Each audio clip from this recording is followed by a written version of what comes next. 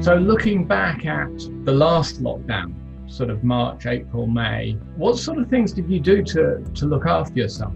I got really into my running. I ran most days because that was the only kind of competitiveness I could get into my life. That and a bit of PlayStation 4. Friday night quiz with my local cricket club, Sunday night quiz with my friends from university. So that's kind of how I really tried to cope and to mentally get myself through lockdown. I actually managed to undertake quite a few projects around the house. I attempted all the decking outside, which is still there and standing, so that can't have gone too bad.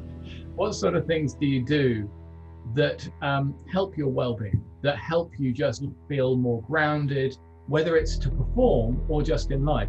Golf is my obsession. It's the one place where I can go, I don't look at my phone, I don't think about anything but the next shot and then the next shot and then the next shot. I focus on what I'm doing and that's it.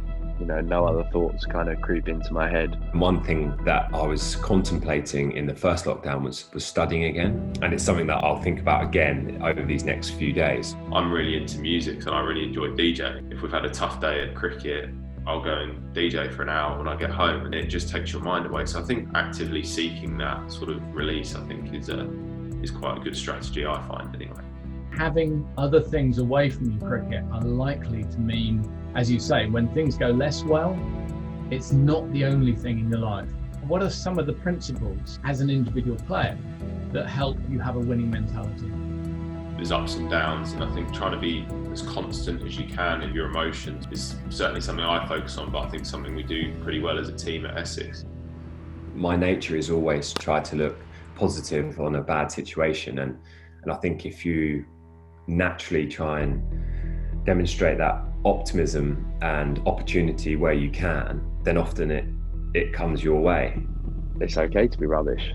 I think the best thing you can do is say, I'm rubbish today, and be okay with it. It's interesting to hear a little bit about your character. Obviously, I've got a fair awareness of your character, both on and off the field that you've just been talking about.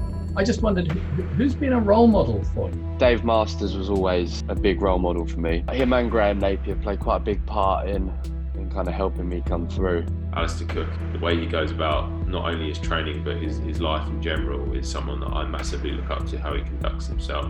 Alistair Cook, having someone just in the background like that, he's not hugely vocal, he'll speak when he needs to, but he's vocal in his actions, his behaviours. You can see he leads from the front, which for me is unbelievable to just see that firsthand.